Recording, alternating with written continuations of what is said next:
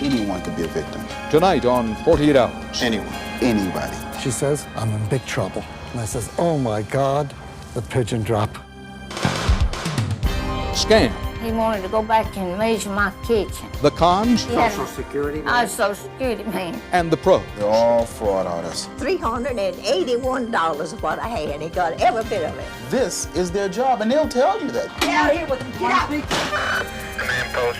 Go ahead. They're calling their relatives overseas. Egypt, Algeria, USSR, Switzerland. And you're paying for it. That's a hot one. You don't think it's stealing numbers? Absolutely not.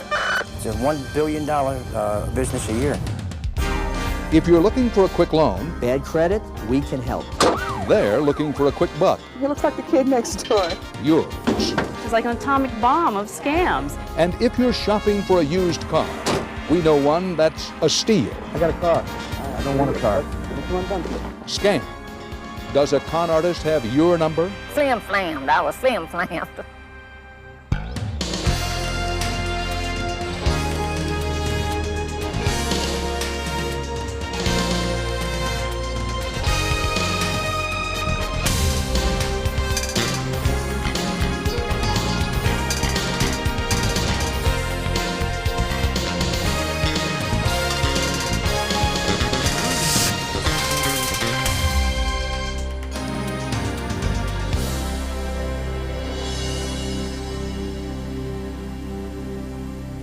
Scams. They're everywhere.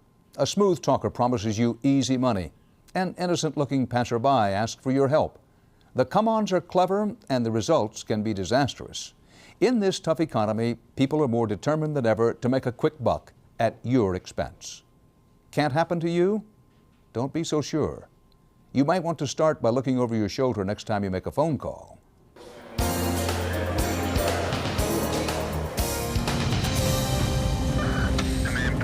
Go ahead. All right, it's two-party, male-female. The male is approximately 5758. Female. A deal's going down. We got everything, including exchange of money, Sarge. And the cops are watching every move. That's a hot one. Let's go. That's a confirmed hit. Bank A, phone 6. You, my friend, are under arrest. Busted. All right, in custody and route inside. All right, we just apprehended the first individuals. For making a phone call. You have the right to remain silent. Anything you say can and will be used against you in a court of law. I'm here, sir. I ain't going nowhere. What they did that was illegal was buy a phone call to Ghana from this man, known around the train station as Rock. He hooked them up using a stolen calling card number and then charged them the going rate. Just $10 to talk as long as they like. What am I being arrested for? I want to know. What numbers, man? Disorderly conduct? Sale and possession of stolen credit cards. You know me. Yeah, I know, man. Shut up. They got you. They got you. They got you. New Jersey Transit Inspector Joe Bober sees transactions like this one every day in Newark's Penn Station. The word gets out to see this particular individual. He's got a number. He could connect you from here to your loved ones. And once they hear that, people in flocks come into the station. Today, he's in charge of a special undercover operation trying to shut the sellers down. Target, keep in sight. Right. How big a problem was it in this station? Well, it's a problem, but I want to emphasize it's a problem that's national. It runs from the East Coast to the West Coast. It's a $1 billion business a year. It's a crime that happens literally every minute. The victims, people like these, making phone calls in public phone booths in airports and train stations all over the country. While you're making a long-distance telephone call, somebody could be trying to steal your credit card number. Just start walking up on you. Rocco Sanfilippo is an investigator for MCI. Every time a receiver is picked up off the phone, every time a legitimate person is trying to make a phone call, there's 3 people behind them trying to steal that card. It's called shoulder surfing, and it could happen to you. Are you using this phone? No. Can I? I'm sorry, thanks. Or in this case, me. I'm using a card supplied by MCI. MCI number, 954. Watch everyone move in behind me. 251-4760-4714. This man even turns to our hidden camera to ask our photographer if he got the MCI card number. I see you moving. I was moving. Huh? And while we were looking over our shoulder, we never even noticed the guy in the next booth. Police department. Can I see that piece of paper, please? And I want to check that with her card. But an undercover cop just passing through the station did. Yeah, I show you. Yes. Okay, hold on, okay. Hold on, okay? You're not even talking to anybody. You look and see what numbers are yours.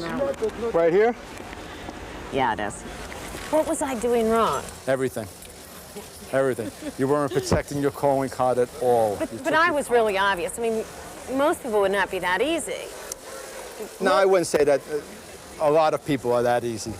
And it's not even a question of being easy. It's just the slight bit of carelessness. When you were watching me, how many people could you count trying to read the number? 5-1? I counted at least 5. But they've got to know the police are watching out for them, but they continue doing it. Basically because they know that they're not going to do big jail time for it. Or any time at all. No. Okay. New York law requires that a person must be in possession of the stolen card, not simply the number, to be charged with theft. The man who wrote down our number was later released. It's no wonder the sellers hardly see it as a crime. You don't think it's stealing numbers? Absolutely not. What are you doing? Using the telephone after you. But you're using my credit card number. No. Sure you are. No. Somebody else is using your number. I'm just helping you. What were you doing before you started doing this? Construction. Why'd you get into this? It's no job. Rock has been selling illegal telephone calls for 4 months. But don't you feel guilty about it at all? Not really. Why should I? Because somebody's paying for those phone calls that you're selling to someone else. Nobody's paying. And really nobody cares. Tell that to the people who work in MCI's fraud control unit.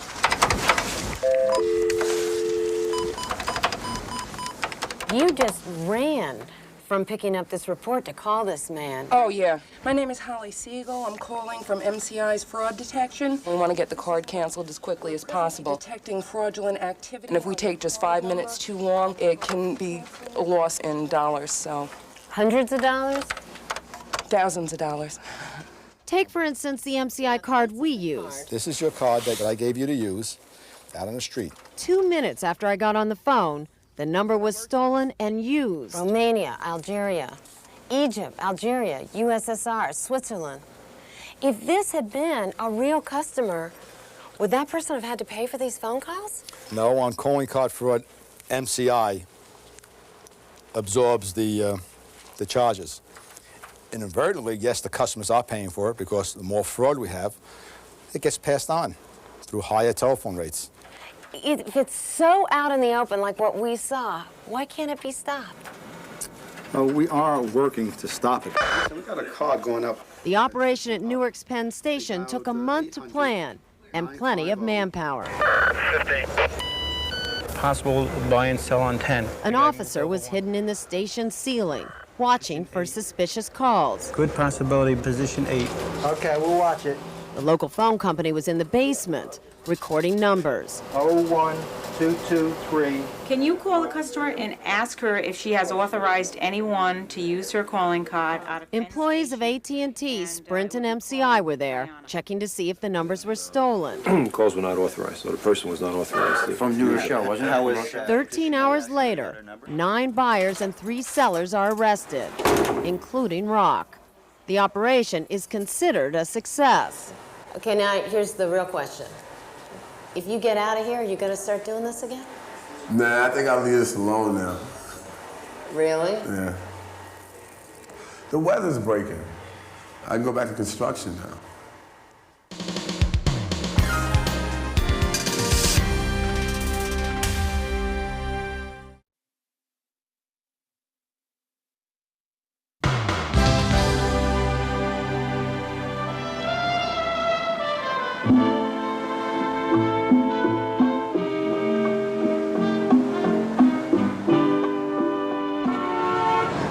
Even crime takes a holiday. So when it gets cold up north, the con artists follow the sun to places like Miami. There's no need to look for them. They'll find you. You're just walking along, minding your business, when a stranger who looks worried walks up to you and says he just found this. And this just happens to be filled with money. He says he doesn't know what to do with it. Thinks for a while, And then he says, maybe the two of you can share it. If you think this is your lucky day, if you think this is the beginning of a beautiful friendship, you're wrong. This is the beginning of one of the oldest scams in the world, the pigeon drop. I'm going to the shopping center and all of a sudden, boom, everything goes up in the air. In this case, the pigeon was an 81-year-old widow, Rose Scheinholz. She was at the mall one day when a sweet young woman came up to her, holding a money pouch she says she had just found. She says, would you please, lady, help me out?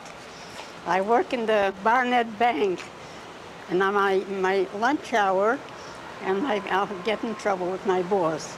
In trouble because her boss might think she had stolen the money from the bank. Will you please come as a witness and tell him what happened, that I found some money? This one was so innocent, such an intelligent, refined appearance on her face, that you can't help but love somebody like that.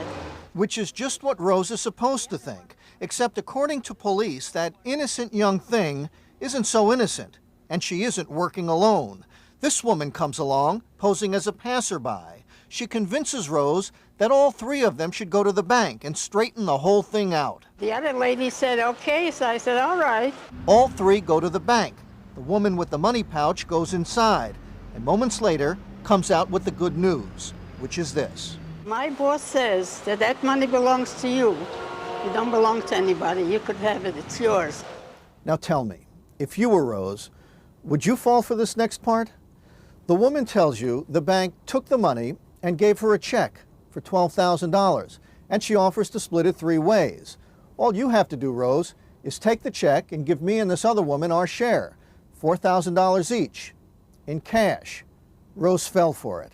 She took the check, withdrew the cash from her account, and gave it to the 2 women. There was just one problem. The check was a total phony, just like the 2 women. Now, you would never fall for something like that, right? Every victim that I've ever had has said the same thing. Anyone could be a victim. Anyone. Anybody. Dade County Detective Richard Davis works the fraud unit. They're all fraud artists. If they're going to come up with a scam, why not use that brain power to get a real job and make some money that way? This is their real job.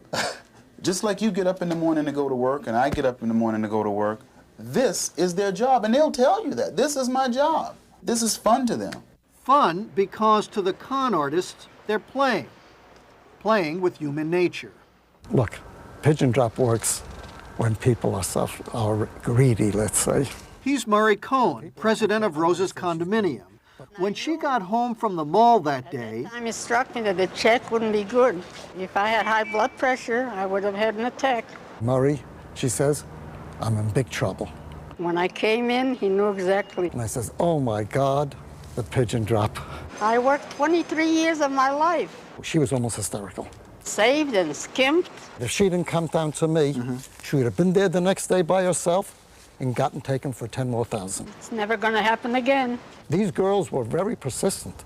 They came back and really followed her the next day. Which turned out to be a very big mistake. Murray called the police, who took these surveillance photos and then arrested the 2 women. Detective Veronica Ferguson made the arrest. Where are they now? They were booked into Dade County Jail. They're out of jail at this point. They got out the following day. And they're supposed to show up in court, right? Yes. Come on. Are they going to show up? I doubt it. I doubt it. If you think about it, they got $4,000, and if the bond was lower than $4,000, they haven't lost anything. Why should they come back? Well, they're con artists. They just move on to another city and do the same thing and get more money. When you just got to thinking about what had happened to you, was that pretty rough? Did you think I slept? No. You didn't sleep that night. What were you thinking? I'm still not sleeping well. I never in my born life thought that is going to happen to me. Rose, it happens. Yeah.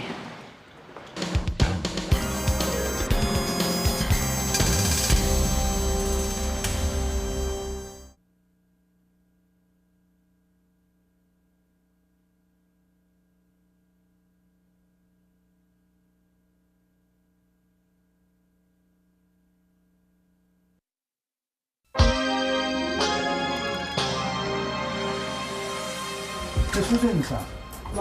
Bring some guys in. Come on, get some guys in here. Who's in this house? What is going on? This is a skirmish in the war against America's #1 scam. What they do is they prey on people who can't get loans through legitimate sources because of their financial position. Clever crooks are feeding on the economically desperate, on easy marks down to their last few dollars. Somebody answers the phone, they sound very official. They sound like they're a legitimate company. And guess what? You've been approved for the loan. We just need a processing fee, and the loan is yours. Here they have them. Postal Inspector Marty Beagleman is arresting the loan officers of an allegedly phony loan broker that's operated under 3 different names in just the last few months. As far as you know, no one has ever gotten a loan. We have spoken to dozens and dozens of victims, and at this point, I have no one who's told me they've gotten a loan. Beagleman is a federal agent who pursues and prosecutes loan scammers under mail fraud laws. You have some of the ads from this particular company. Here's one. This appeared in the Boston Herald. Bad credit, no credit, we can help. Personal loans, $1,000 to $40,000. Do you have any idea of how many people answered an ad like this? I think hundreds upon hundreds answered this. But after the callers sent in their checks, the company, like most of these loan scammers, closed down. No loans and no refunds. Better Business Bureau, may I help you? It's mushroomed so much, it's like an atomic bomb of scams.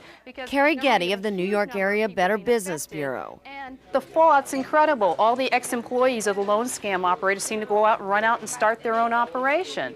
So it proliferates across the country. You got these people who know no bank, no legitimate bank is going to loan them money.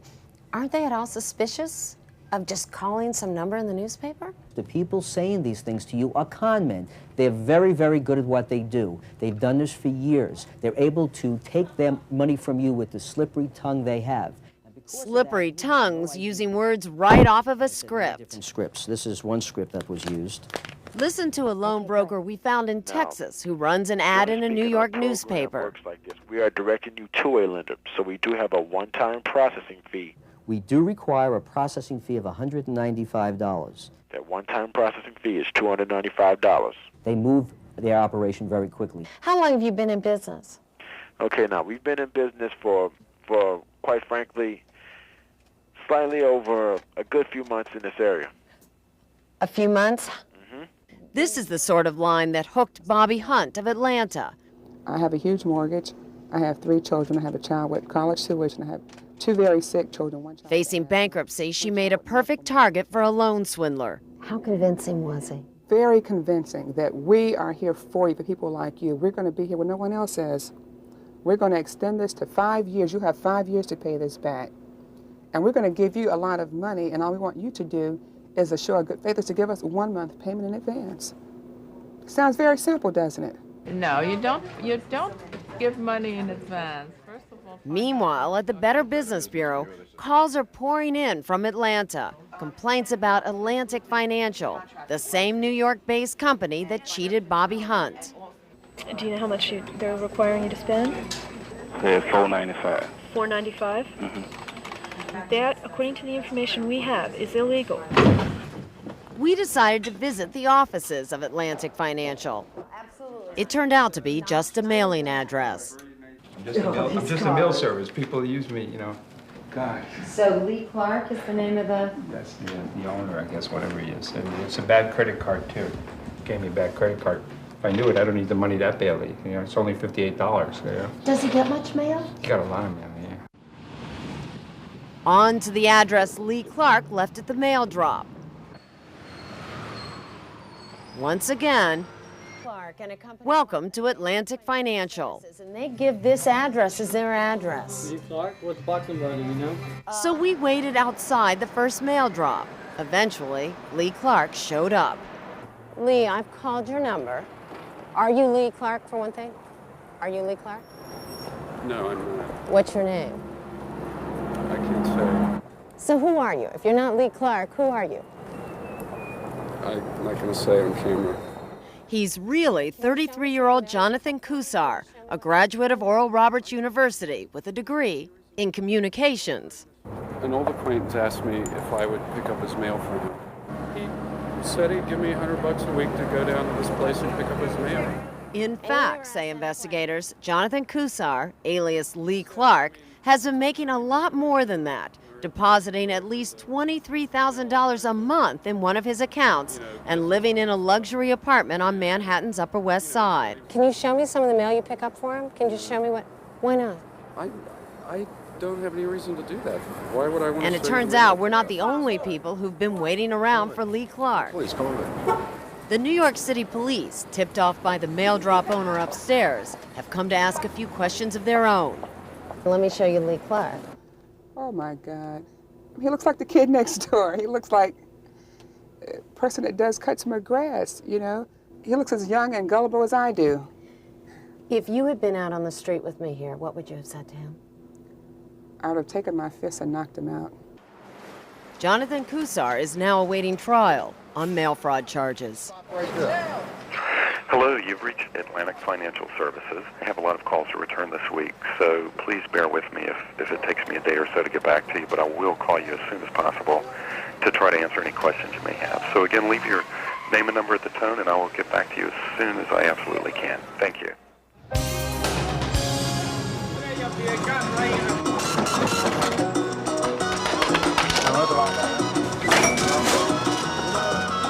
So this guy comes up to you, and he says he's got the winning lottery ticket. At least it looks like the winning lottery ticket. It's got all the winning numbers on it.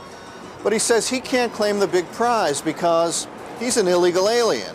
But you can claim it, and he'll share the money with you. Sounds like something for nothing, right? Well, it is. He gets something, and you get nothing. I was approached by this individual that he has won a lottery, according to him. The Florida lottery? A Florida lottery, and he needed someone to represent him to cash the lottery. Clara Maya is an immigrant from Colombia who lives in Miami. She holds down 3 jobs. She works hard for her money. That day, the con men were working hard for her money too. Richard Davis, the Dade County fraud unit detective, says the con men take yesterday's winning lottery numbers and play them today. After a minor touch-up, it looks like a real winning ticket. They're the winning numbers from the day before. Isn't there a date on it or anything? Yes, there is. They'll usually camouflage the date or they'll change it. He wanted me to put $5,000. That was the twist on the classic scam. Clara was to bring $5,000 the next day when they got together to claim the prize. He needed someone like a citizen with an income, a person that worked. This money was to prove that you were a working citizen of the United States of America. Citizen of the United States of America, exactly. To prove what? Never mind. By this time, Clara was hooked. As a good citizen, I was doing something good. But ambition came through, and I said, well, why not? After all, the man promised to give her $10,000 for a few minutes' help. $10,000 is good. Why not help the gentleman? So you figured, I'm going to make some money here. Yes, exactly. I figured that I was going to make $10,000, and that was not such a bad deal. I would say 98% of them have said, I've heard of this before. My friend was scammed the same way. My brother was scammed the same way. My mother was also involved in this very same situation about 25 years ago in our country. Your mother was taken in a scam? Exactly the same thing that it happens to me. She lost all of her savings. People are very embarrassed. As a matter of fact, when they come in, they make up stories. They'll say something like someone hypnotized them. I must have been hypnotized because it was like I could not think to make a decision. Yes, it was like I was following an order. In fact, it was just this plain old scam. Some people who are watching this would say, you weren't hypnotized, except by the idea that you were going to get $10,000 for doing nothing. The next day, when Clara showed up, she thought to help the man cash in the lottery ticket, the police were also there. Someone tipped them off, and they arrested the con man along with 3 accomplices and saved Clara Maya $5,000. I feel angry, embarrassed at the same time for not figuring these things out. Also blessed, I should say, because God protects me all the time. God in the Dade County Police Department. In the Dade County Police Department, exactly.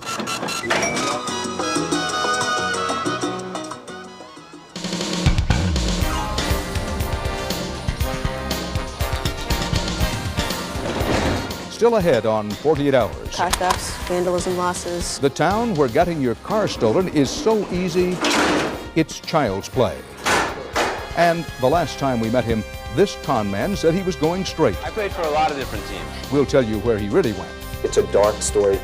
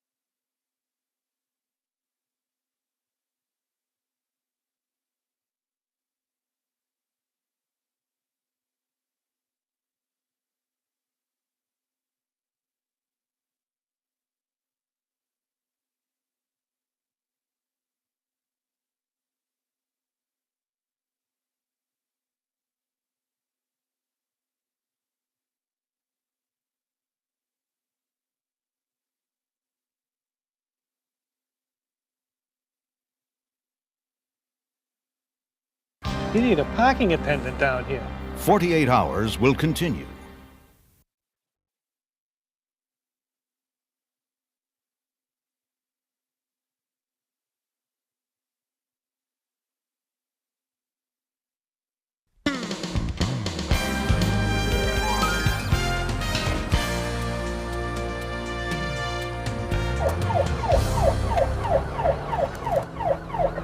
I've personally been in 2 high-speed pursuits trying to catch this guy. In the past month, he's probably stolen, I don't know, 20, 30 cars. Where is he? A man police consider an eminent car thief has just been nabbed.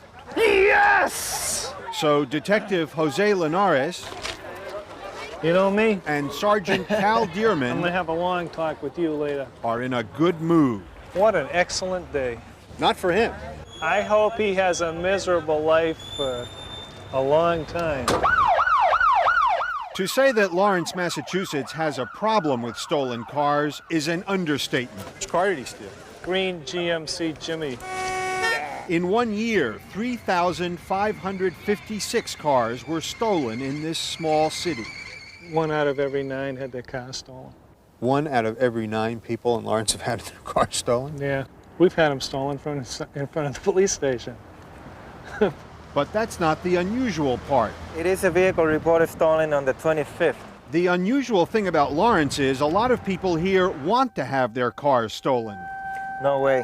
In fact, they pay to have them stolen. Oh, this is an insurance fraud. To collect insurance money. Owner involvement in the loss of this vehicle. So of those cars that are stolen, how many are related to insurance fraud? Oh, probably 60%. And this is where a lot of those cars end up, in the Merrimack River. In fact, right now there's probably 7 to 12 cars in here. The police dive for cars here regularly. The last time there were divers in here, the kid come up and he says, "You need a parking attendant down here." I tried to start it, but guess what? It's flooded. Go ahead, reel it in. What is it about Lawrence? I wish I could answer that. It's a lovely day in the neighborhood. This is the neighborhood that the License to Steal gang pretty much calls home.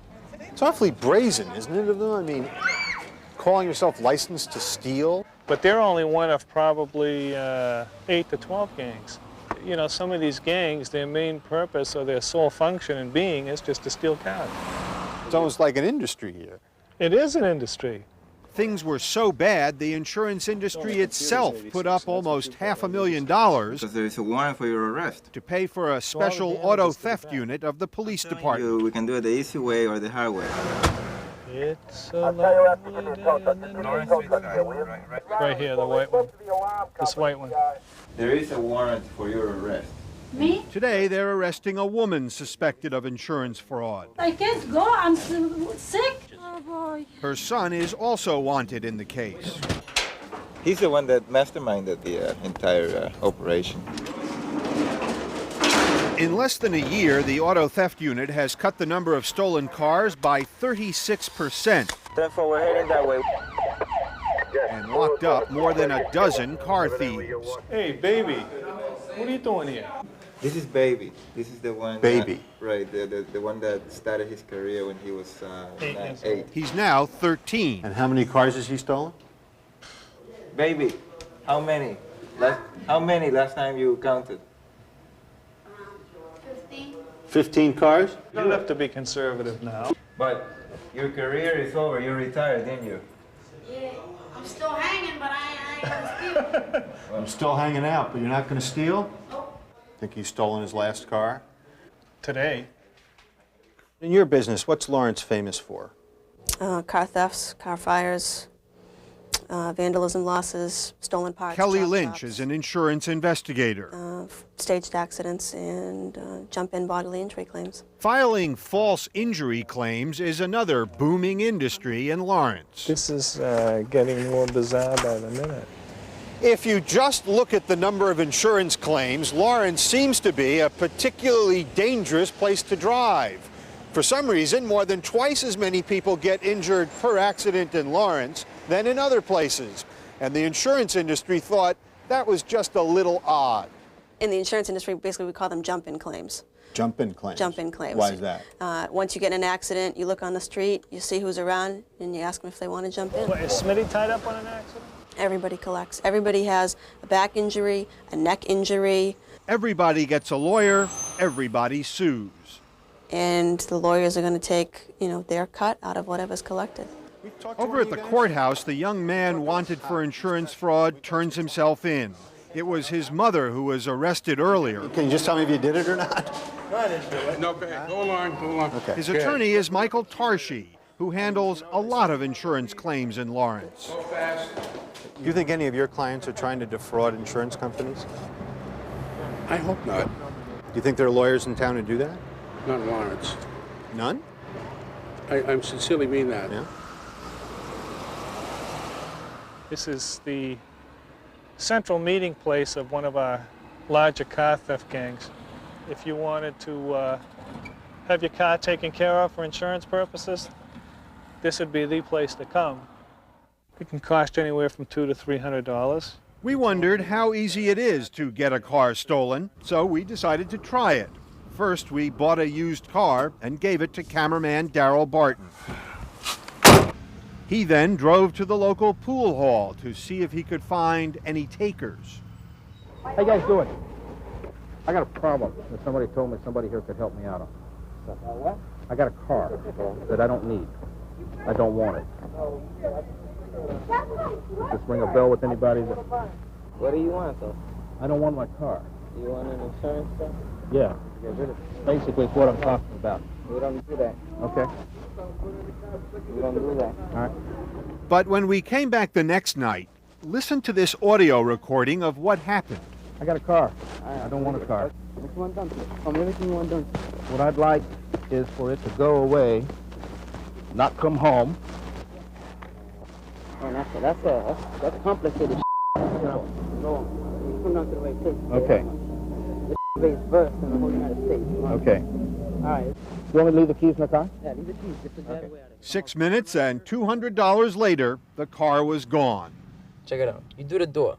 The door is a screwdriver. You put it over. This young man is obviously a professional and proud of it. He's the one who took our car and was more than happy to talk to 48 Hours about it a few nights later. You wanted the car to disappear? That's what it did, disappear. A week after our car disappeared, it turned up again, minus several parts. Damage to the steering column to make it look like it was really stolen. We did not report the car stolen, and we did not collect insurance.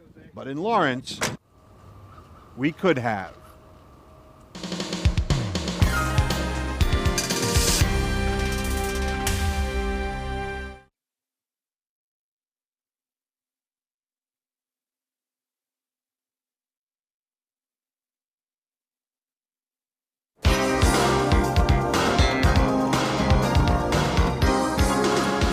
Travelers are an itinerant group. They leave home and they travel around the United States most of the year. To me, it's just like they're sticking their nose at us saying, hey, You can't touch us because we're here and we have our own society. Oh, well, I guess they don't want to talk. Lieutenant Joe Livingston, South Carolina state lawman. He's on a mission to break what he says is a clan of con artists outside of Columbia, South Carolina. Sergeant, it's such a closed society. You don't want that camera on. More closed than the mafia? Absolutely. You got any business to do, you need to go on and tend to it. You can get someone in the mafia to rat on them if the price is right. But with these people, they're not going to do it. He's talking about a group that calls itself the Irish Travelers. For generations, they've roamed the countryside selling home repairs. I've gotten reports they have been as far west as California and as far north as Michigan and possibly gone into Canada. Police say many of them steal from their customers, usually the elderly. It's places like this that the travelers target. Eva Taylor lives here in this rural South Carolina home. Last April, a man knocked at her door. Well, let's let Eva tell you what happened. Somebody pecked on the door and I opened my eyes and there stood this little fella. He said, "Lady, how old are you?" I said, "Well, I'm 87 years old." He said, "Gee, you won't have to pay no phone bill, you won't have to pay no light bill." I said, "Huh?" He said, "No." I said, "Ooh." And man, I thought I was in it then. I was in it sure enough. So then he came in, you let him in? Yeah, he had that ball of thread like. And He what said, did- "Lady, I'm going to have to measure your house." And he said, "You take one in and I'll go to the back and put me over there at that window." Where'd you go? "Come on," he said, "over here." And I come on just like he told me. He said, "Now turn right up, look right out there." And I'm going to the back. Well, I done it. He went on to the back. He wasn't back there long. That looks a lot like him, it sure do. And that was it. I got my billfold, nothing in it. $381 is what I had. He got every bit of it. Never left me a penny. Take all the poor woman had. Do they ever get caught? When they get caught, the first thing they do, they go to the hip pocket. And they say, "Officer, I'm sorry about this misconception that we have here. Let me go ahead and pay this person their money back, or let them have it for free." There are an estimated 10,000 travelers in the U.S., Irish, English, and Scottish. The Irish have settled outside Columbia in a place called Murphy Village. How long has Murphy Village existed? About 35 years, from a little some tents to the little travel trailer park up there to the village. You know, they live a very prosperous life. Everything you hear is not true. Winifred Riley is a traveler and has lived in Murphy Village all her life. All pretty close? They're all cousins. Everybody's cousins. Everybody's cousin? One big Catholic community. Yeah. What's the main employment around here? Well, the people are self-employed. What kind of work do they do? They paint. They sell shop equipment. How do you think they're able to afford these big homes? I don't know. Do you ever say to yourself, I wonder how they are doing that? I wonder if It's they're not on any the of- up and up. It's not any of my business to know. Winifred's mother didn't think it was any of our business either. Get out of here with them. Get out. Get out. We don't want to speak to you. An Irish traveler works hard for a living. J.B. Sherlock was the only man who'd talk to us. Have you had any complaints about your work? Never had a complaint in my life, never. J.B. Sherlock. Yeah. Now, what do you have on him? Nothing, because what happened was Mr. Sherlock was in the computer as a wanted person by the authorities in Georgia. But when the officers went to the village to find him, he drove right past them in his Cadillac and headed to Atlanta and immediately made restitution to the victims, and the charges were dropped. How old a man was he? I would say he was in his 40s. Louise Amick was hit 3 times in 8 days. I hope we catch them scums. It's awful. You know, it's the Irish Travelers out of Murphy Village. What did they want to do for you? I just wanted to paint the roof of my house. They said it was going to put it on there with steam. First of all, they charged the old lady $2,000 for a paint job that they told her originally it was going to cost $125. I don't think it took them over 10 minutes to do the whole roof. A couple days later, another guy shows up. Well, he said he was with Social Security Administration. He wanted to go back and measure my kitchen. And he Social Security man? I was Social Security man. A couple of days later, a guy showed up wanting to sell her some linoleum rug. Well, how much money did you have in there when the man came in? When the man came, I had $13,000 altogether. $13,000 in this cedar chest? Went back in there to check my money, and it was gone. It's like a scam or whatever. Flim-flammed. I was flim-flammed. These people frustrate you to death, don't they? They really do. The public just has no idea what's going on down here. And the Irish travelers want to keep it that way. No good mother.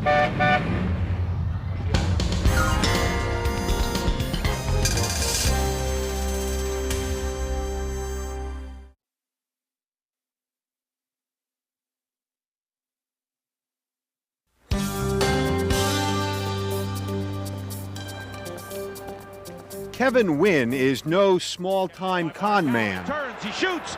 Rebound saved by Richter. He is strictly major league.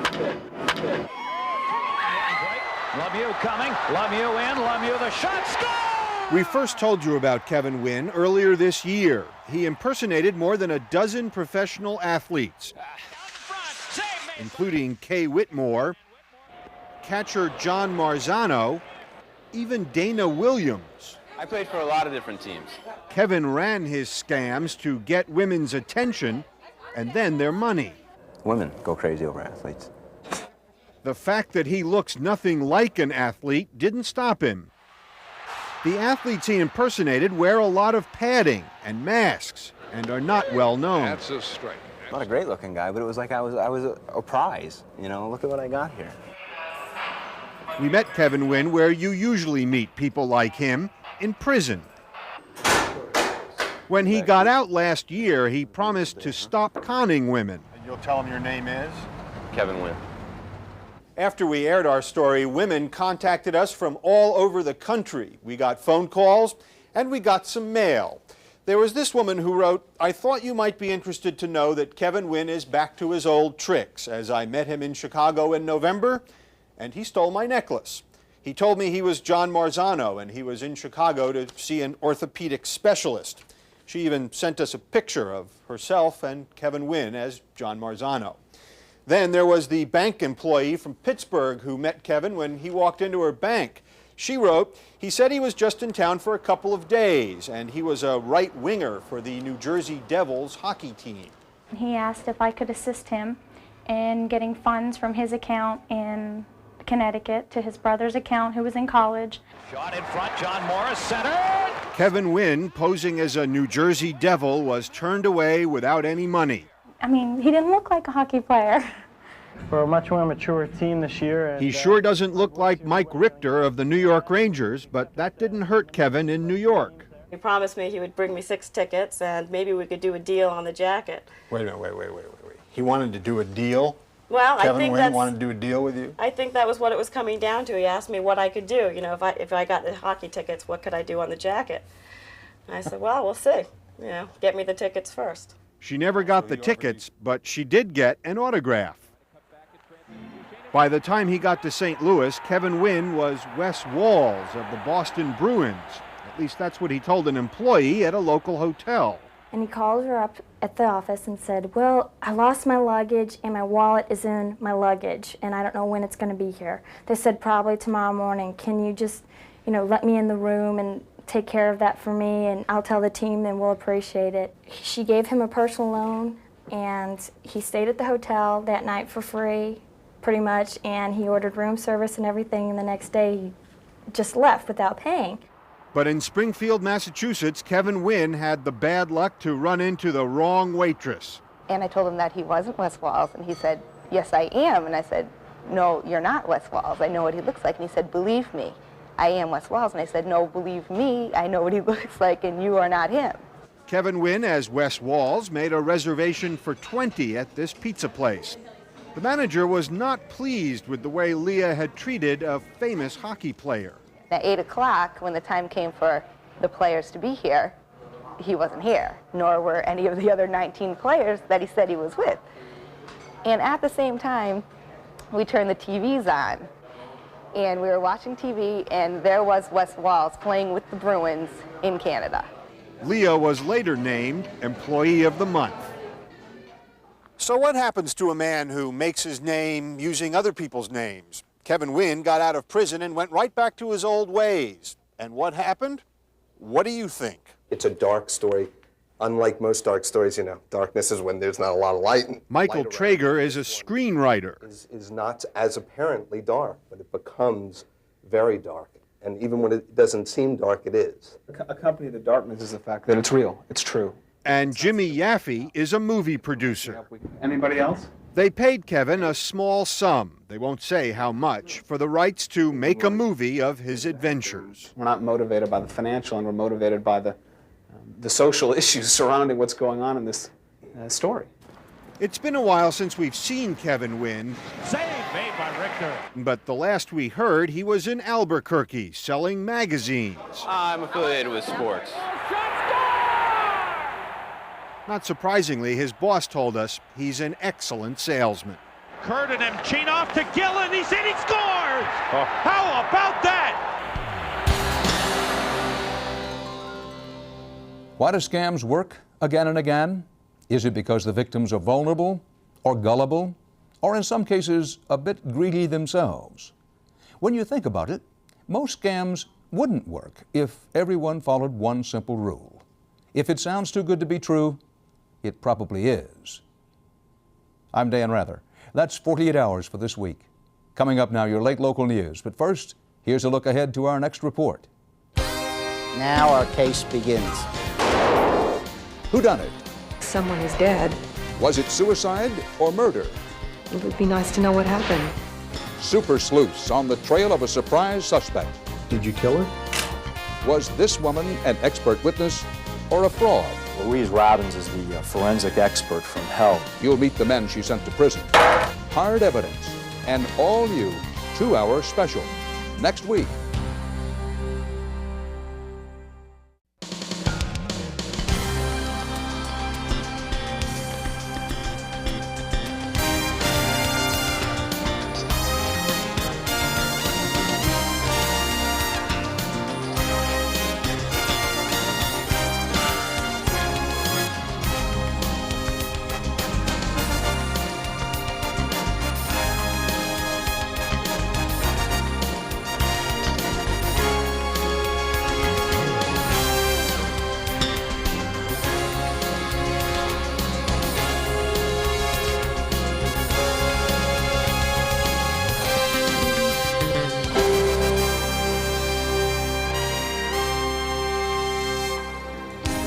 For a transcript of this program, send $5 to 48 Hours Transcripts, Box 7, Livingston, New Jersey, 07039. And to order a VHS cassette of tonight's broadcast, call 1-800-338-4847.